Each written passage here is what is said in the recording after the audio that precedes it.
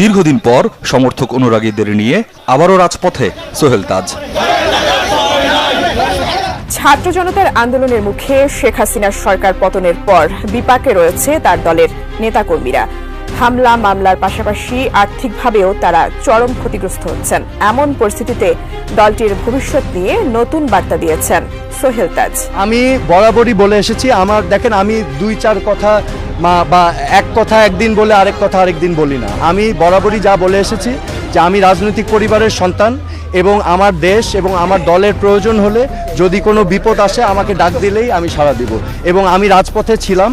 আগামী সংসদ নির্বাচনে আওয়ামী লীগের হয়ে রাজপথে নেমেছেন বাংলাদেশের প্রথম প্রধানমন্ত্রী তাজউদ্দিন আহমেদের ছেলে সোহেল তাজ। তিনি জানিয়েছেন, আমার রক্তে আওয়ামী লীগ, দলের দুঃসময়ে বসে থাকবো সেটা কখনো হতে পারে না। আমাদের সকল নেতাকর্মীদের উপর অত্যাচার, নির্যাতন, মামলা, হত্যাকাণ্ড এই সকল কিছু মোকাবেলা করেছিলাম রাজপথে থেকে।